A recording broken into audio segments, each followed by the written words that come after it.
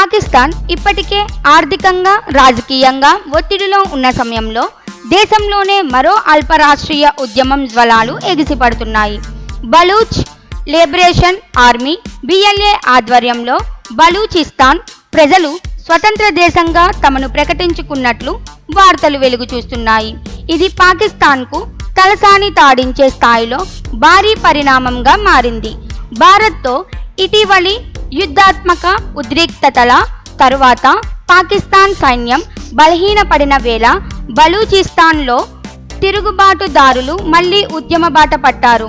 ఇటీవలే ఆపరేషన్ ఇరోఫ్ పేరుతో BLA 51 ప్రాంతాల్లో 71 దాడులు జరిపినట్లు ప్రకటించింది.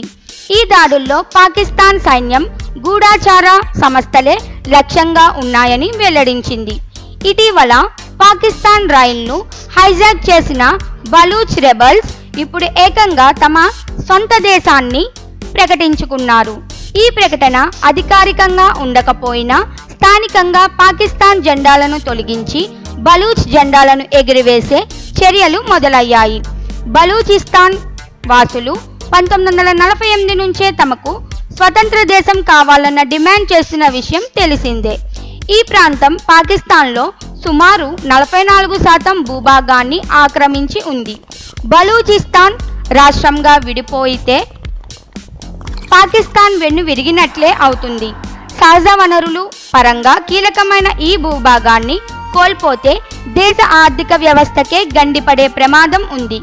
అంతర్జాతీయంగా ఈ ప్రకటనకు ఇంకా గుర్తింపు రాకపోయినా భవిష్యత్తులో దీనిపై ఆ దేశాల స్పందన పాకిస్తాన్ రాజకీయ భద్రతా పరిస్థితులపై ప్రభావం చూపే అవకాశం ఉంది. ప్రస్తుతం పెనం మీద నుంచి పొయ్యిలో పడినట్లుగా తలపట్టుకున్న పాకిస్తాన్ బలూచిస్తాన్కు గలుగుతున్న మద్దతును అరికట్టగలగలా లేదా అన్నది కీలక ప్రశ్నగా మారింది.